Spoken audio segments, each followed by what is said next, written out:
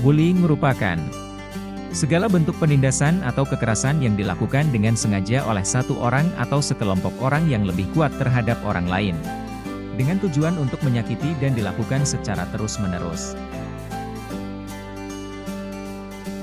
Bullying bisa terjadi di mana saja, tidak terkecuali di lingkungan sekolah. Kenapa bullying bisa terjadi? Beberapa faktor yang menyebabkan sering terjadinya bullying adalah pengaruh media sosial yang tidak tepat. Zaman sekarang anak-anak sudah mengenal media sosial, di mana jika salah dalam menggunakannya akan menyebabkan anak-anak salah dalam pergaulannya. Mereka bisa saja meniru apa yang ditampilkan di media sosial, tidak terkecuali pembulian. Oleh karena itu penting bagi orang tua untuk mengawasi anak ketika menggunakan media sosial. Kurangnya pengawasan dari orang tua. Ketika mulai tumbuh dewasa, anak-anak perlu mendapatkan pengawasan dari orang tua, agar ia tidak salah dalam mengambil keputusan. Lingkungan keluarga yang sering melakukan kekerasan. Pengaruh kondisi lingkungan keluarga yang sering melakukan kekerasan bisa jadi penyebab bullying dilakukan. Anak-anak yang masih mencari jati diri dan mudah meniru kelakuan orang-orang di sekitarnya lebih mudah terpengaruh untuk melakukan hal yang sama. Dengan melihat, anak-anak akan mulai mencoba dan bisa berubah menjadi kebiasaan bagi mereka. Ketidakpedulian antar sesama.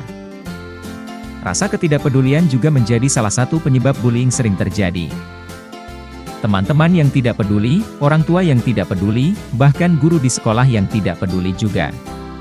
Korban akan terus merasa tertindas, bahkan bisa berakibat bunuh diri. Fenomena geng dan ikut-ikutan teman.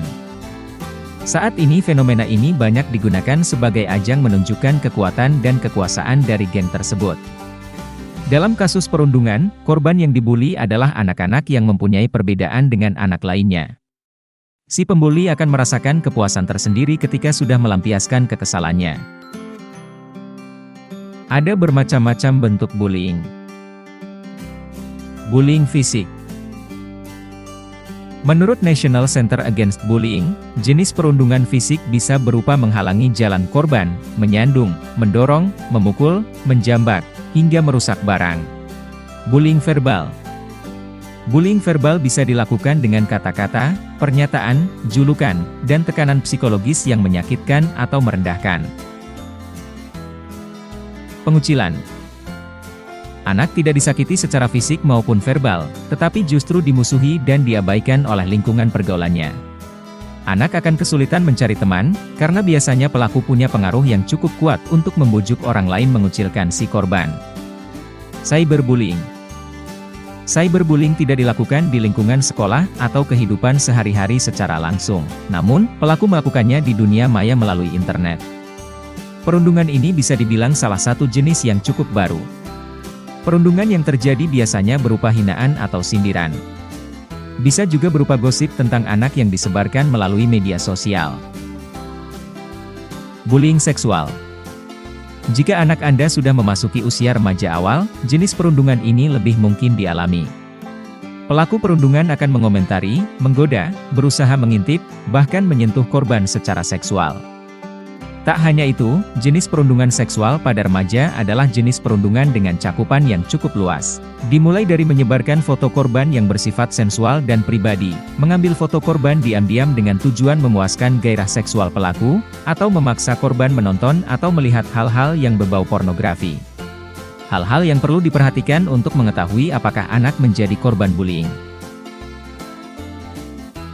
Perubahan sikap seperti jadi tidak minat makan, pendiam, dan mudah tersinggung.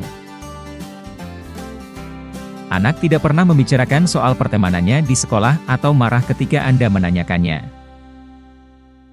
Menarik diri dari pergaulan, serta muncul ketakutan terhadap lawan jenis.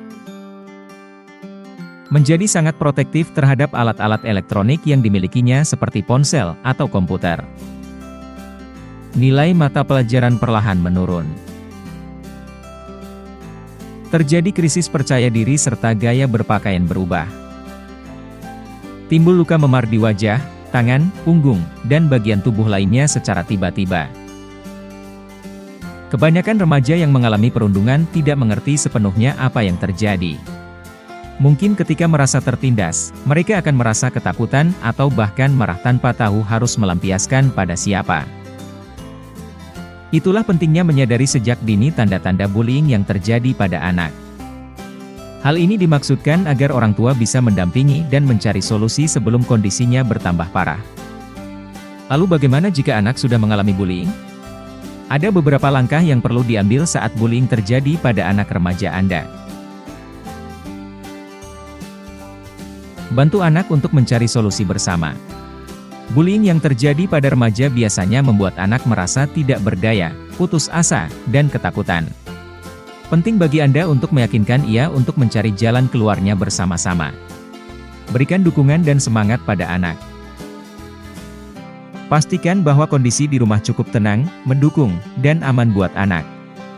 Ketika anak bercerita soal pengalamannya yang tidak mengenakan ini, dengarkan dengan tenang dan sabar.